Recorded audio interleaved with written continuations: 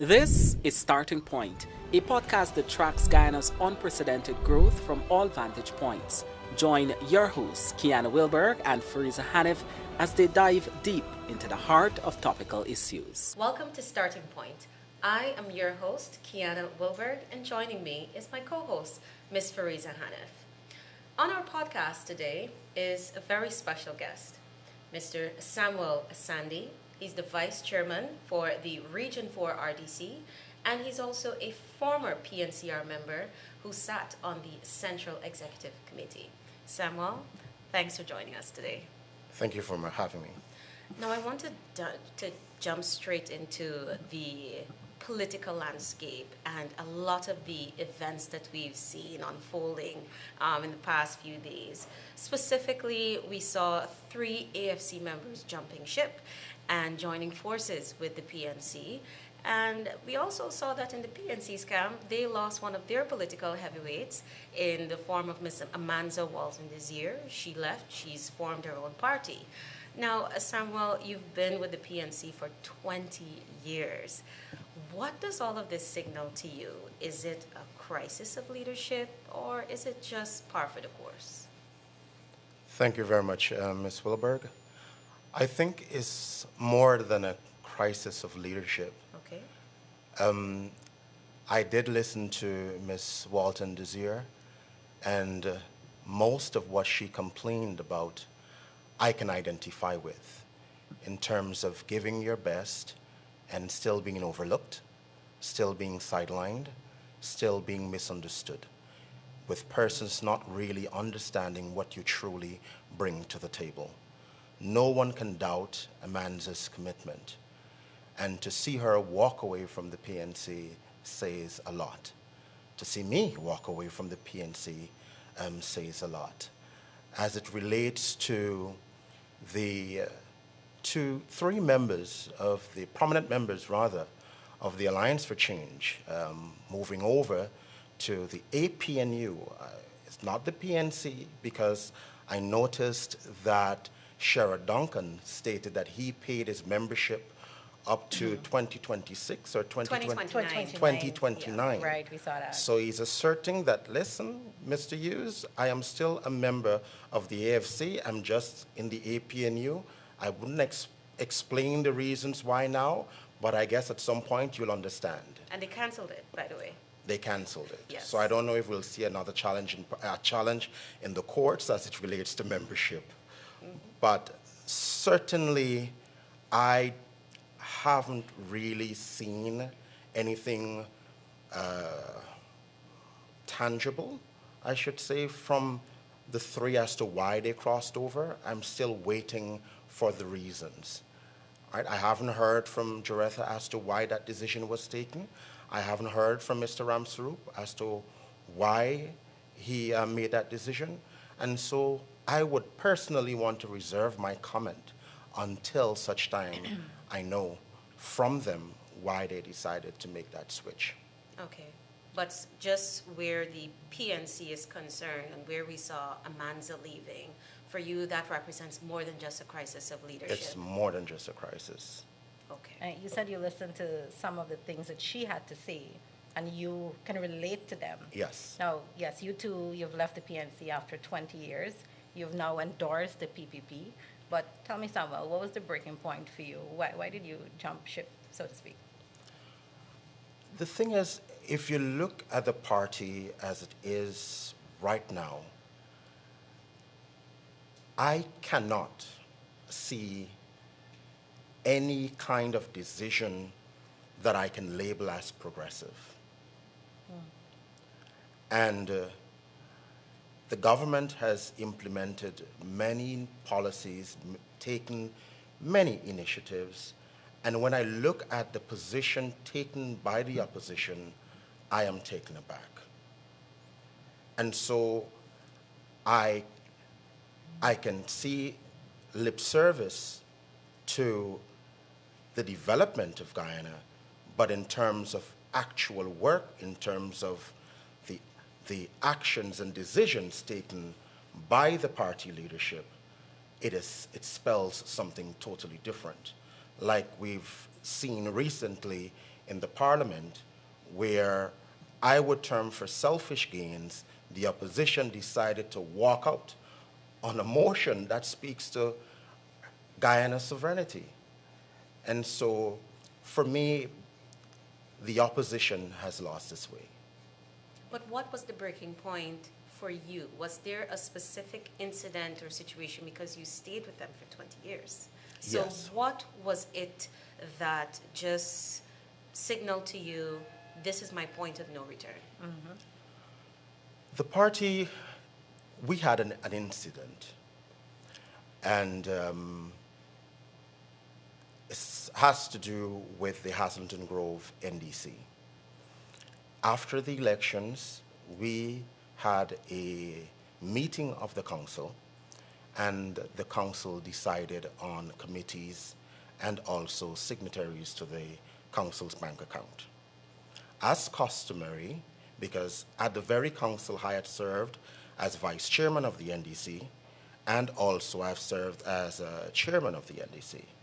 And we have always had this working relationship with the councillors from the People's Progressive Party and also the councillor from the Alliance for Change.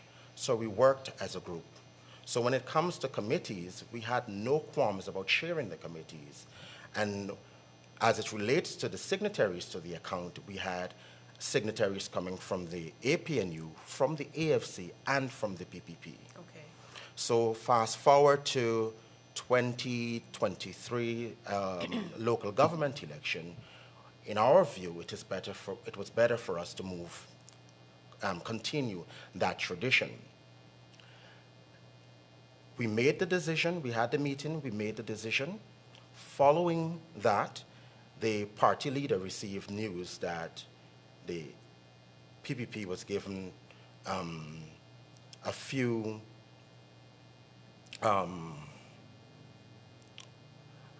as it relates to the composition of the committees, they had more representatives on the committee. We having 3 and they having 2.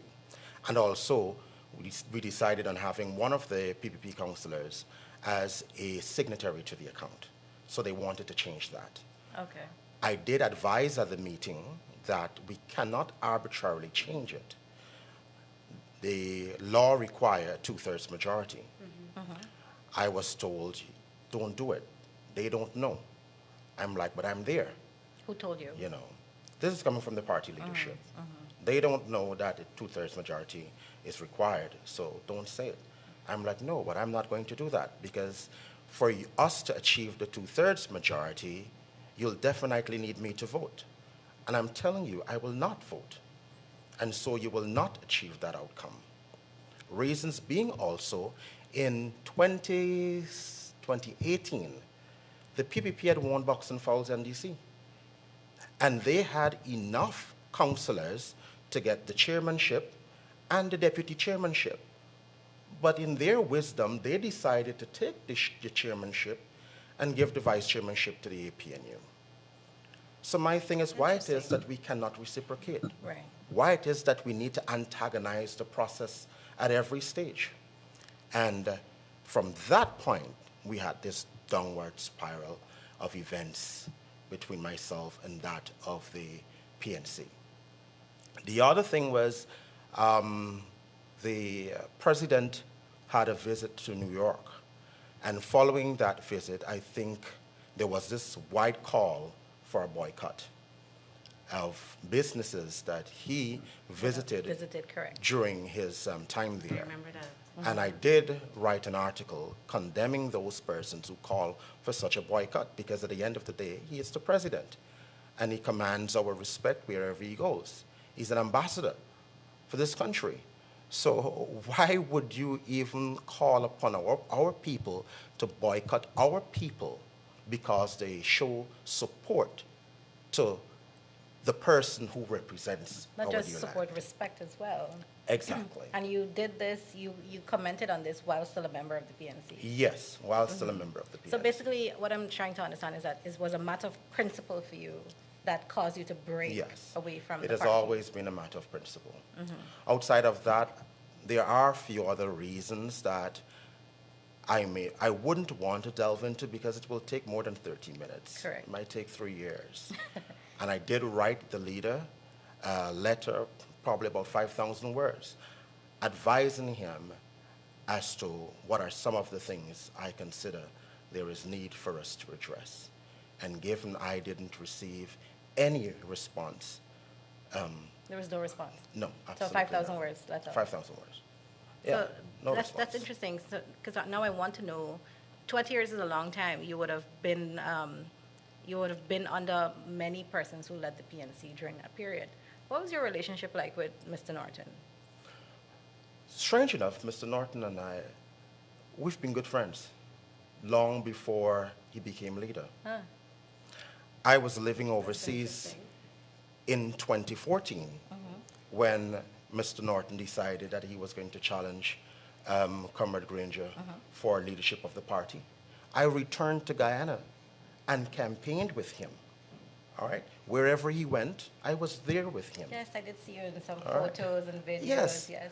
So I can't say, well, Mr. Norton did say to me, listen, in this thing you call politics, there are many people who will try to bend you and shape you and mold you, but you need a brain of your own.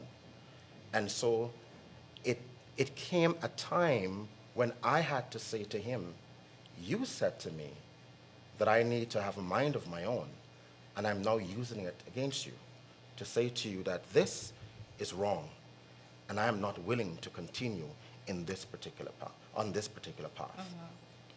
So Norton the friend and Norton the The leader. leader. They were Yes. two separate Two entities. separate persons. Okay. And the leader that you expected, the qualities that you expected him to exhibit, when he started to stray from those principles, it was just the end for you. It wasn't directly the end because remember, I'm now part of the head table. I have a seat in the room. And so I believe I can now advocate for change because I'm there. But that advocacy changed because, there isn't anyone listening. So there's no, even though you want to be an agent of change, you need that commitment from the majority, and it wasn't there. So you're left alone. So you guys were friends. You and Mr. Norton were friends, and then he became the leader. You became part of the Central Executive Committee, the highest decision-making body of PNC. But how did you, I'm trying to understand, how you strayed away from that friendship, and then you have, can I say, hostile relationship?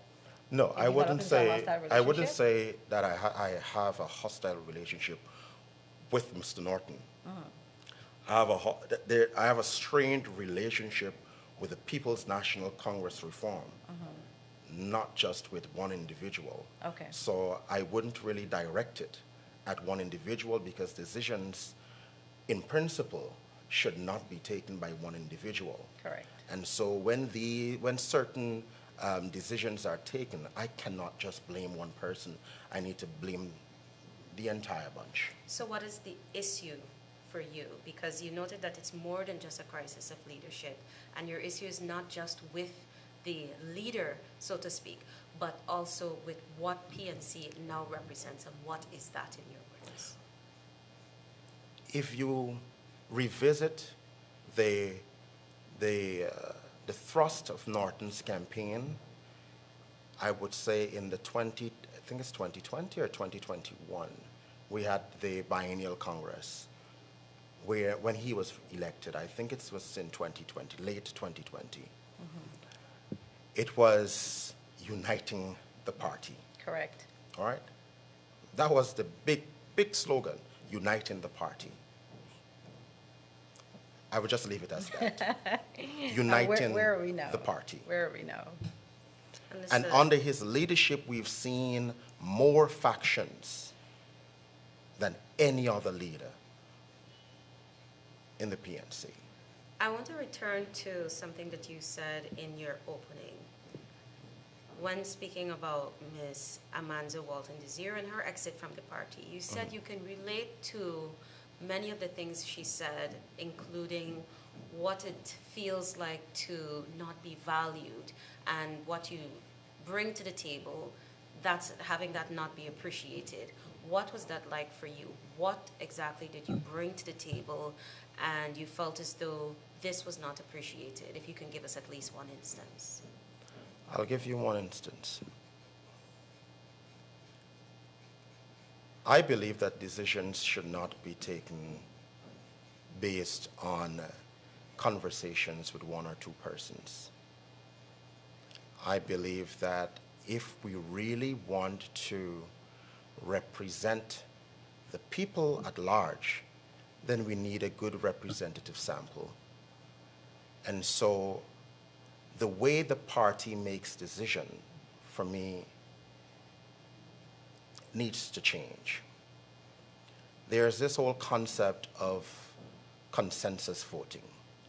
And I've been against consensus voting, given the definition that is derived in that particular political circle.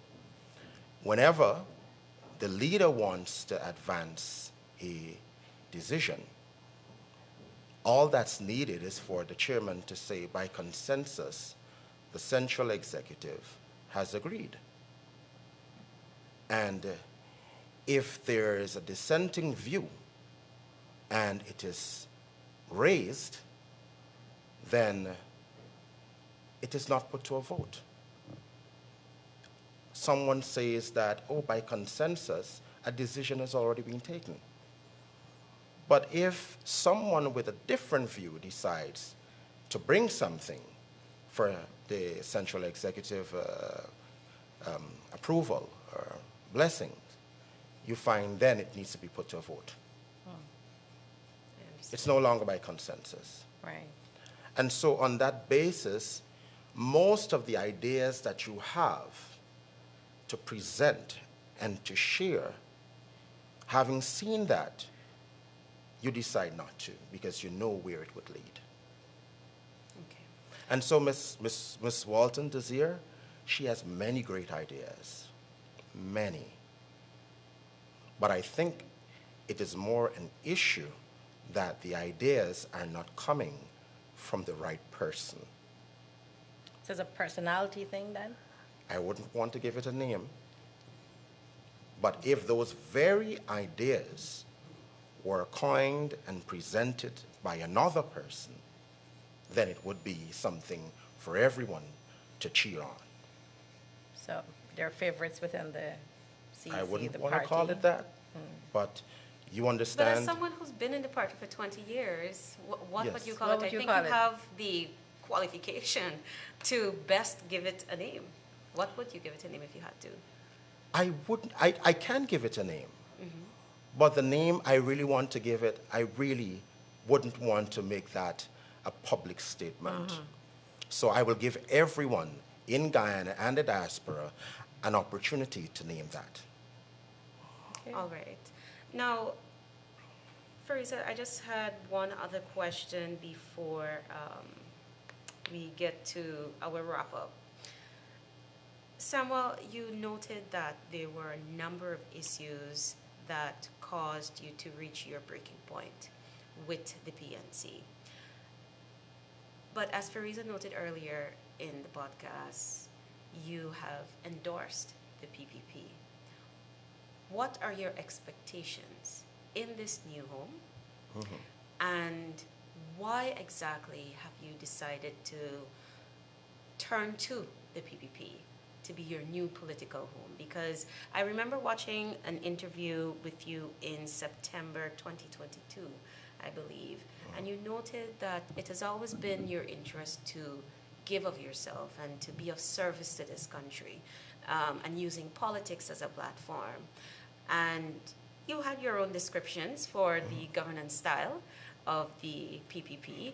And I'm curious now, and I'm sure many of our listeners are as well, what do you hope to achieve, and what drew you? I am about people development.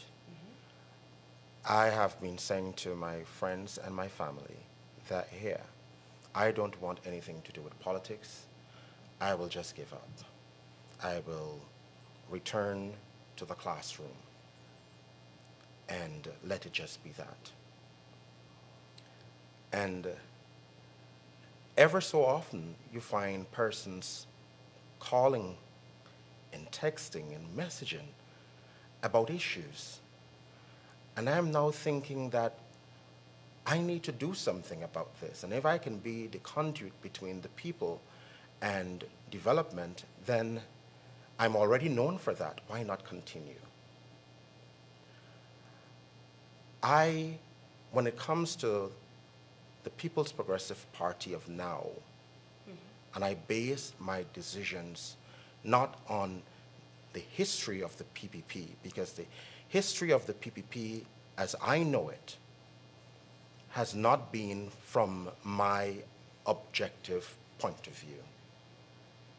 It has always been from what I heard within the confines of the party and within the confines of the community and the confines of the family. And so most of the decisions I have taken, most of the positions I have taken, all right, were in keeping with not an objective view of the party, but one that the masses would support.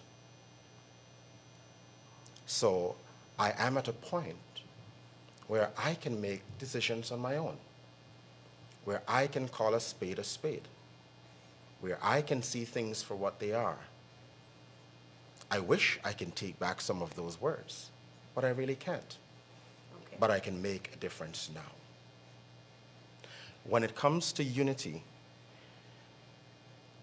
in spite the People's Progressive Party may have their own issues, as all organizations, you don't find it on the internet. You don't find it in every circle. And they always find ways and means of pulling everyone together and finding solutions. The PNC is different. From the time you step out, the leadership, along with the members and the supporters, they will come for you. And they will say things about you that you didn't even know about yourself. Oh. And I have seen that. I have experienced that. I've had cases where someone wrote a very long article detailing lies upon lies. And I thought the party that I supported would have come to my aid and my defense and say, hey, Comrade Sandy is not that person. But instead, the party leadership said the person has a right to his opinion. Now, how can I identify myself with the abuser? Because the omission, your failure to act, also makes you part of the problem. And so when I served at the NDC level, we hadn't PPP counselors. We had counselors of the people, and we worked together. And at RDC4, I saw the same thing. Twice, the AFC sponsored no confidence motions against myself and also the chairman. So I can't find a home in the AFC. When the AFC tabled 2 motions of no confidence, all based on lies. And so when I look to the People's Progressive Party Civic, I ask myself, what wrong has this party ever done me? And I can't think of one. I cannot think of any. And so they have been more a friend to me, more a comrade to me, more a confidant to me than the very people I thought were standing with me. Hence, you have your answer. It got very bit emotional there for you, knowing what you've been through. for the past 20 years and how you were treated. I'm sorry you had to endure that. It's all part of life. Yeah, you learn, you move on, and you have, Samuel. I have. And it brings me to my next question. You know, 2020 was a very difficult period for most of us. The elections, March 2nd, we can never forget what happened. The opposition of which you are part of still hasn't provided those SOPs that they claimed would prove that it won the elections. What are your thoughts on this as we head into this election cycle? Have you seen those SOPs, by the way? I never addressed this question in the open, but I'll categorically state that in 2020, the APNU plus AFC lost the election. I was the operations manager for the East Coast campaign. I was responsible for collecting all SOPs.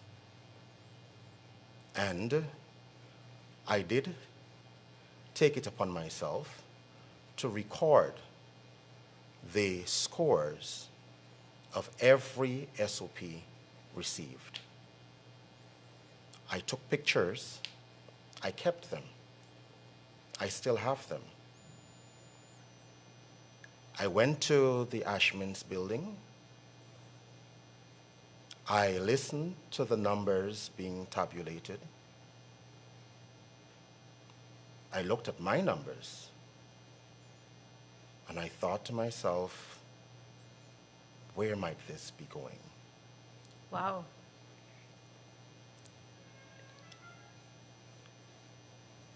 I think at that point it was more making a decision between supporting hope of a large section of society and that of personal integrity. So you knew right there. I chose the former.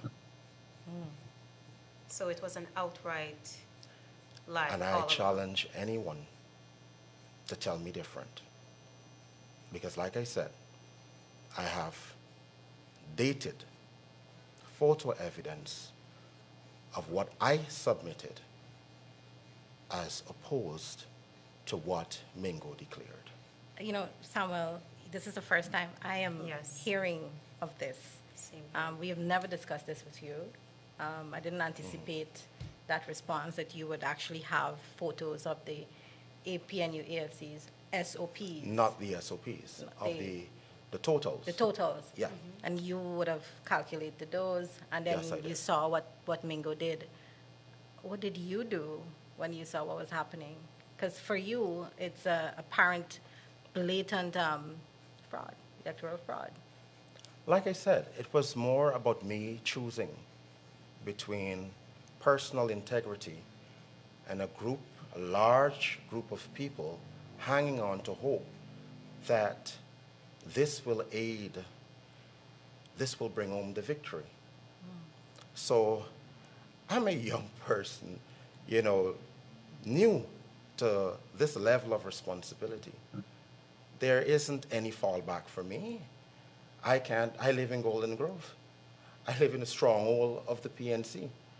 How can I go home and say, hey, I just informed them that the numbers declared weren't the actual numbers that I shared with the party? Were you afraid to speak out? I have always been. But I think I have made peace with myself, and I can actually say that now. So it doesn't matter where it goes onwards. I think even in my letter to the party leader, I cautioned, well, not really cautioned, I should say, I begged of him to be honest with the people of Guyana and tell them that we lost the election.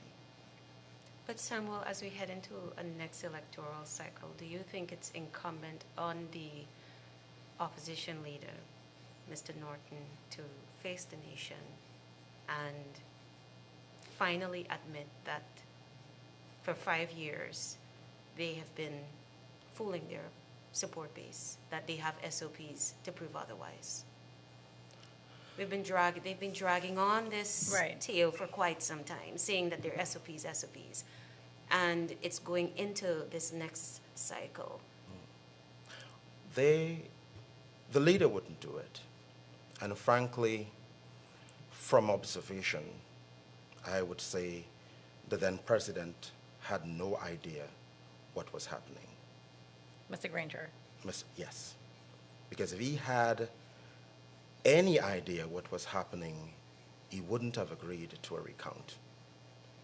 So he was fooled. So he had, in my view, no idea what was happening. Okay. Wow. A That is lot. definitely a bombshell moment. Yeah, that's it's crazy to think about. Yes, indeed. Samuel, Fariza, do you have anything else to Well, close yeah, with? there is one thing that I want to know, Samuel. What role do you hope to play in a PUP government? Any role that sees me being of service to the people of Guyana. When I reflect on my activism, when I reflect on the work I've done, you know, it has all been about people. It has always been about people. And so for me, it is not about being the AC office. It's not about carrying a big title. It's about someone looking at you and saying, sir, thank you. I believe that real progress is when we all can hold hands and sing together and eat together and pray together and know that I am your keeper and you are my keeper. It's not about making a lot of money. It's not about jumping on planes and going here, there, and everywhere. It boils down to the common man and the common touch. That's all I want to be remembered as. Okay, beautiful. Samuel, thank you so much for the incredible, I would say, insights that you provided. We, myself and Fariza, and I'm sure that our audience learned quite a lot about the inner workings of the PNC, and the public has finally gotten an opportunity to understand what was your breaking point and to truly understand the political beast that is the PNC and how they are to make, what kind of decisions they're to make at the upcoming elections. So thanks again for those insights. Thank you, Samuel. And to our audience, thank you as well for tuning in. As usual, this has been Starting Point. See you next week. Thanks for watching Starting Point. Follow us on Spotify, YouTube, Facebook, Instagram, and LinkedIn for critical updates and exclusive content.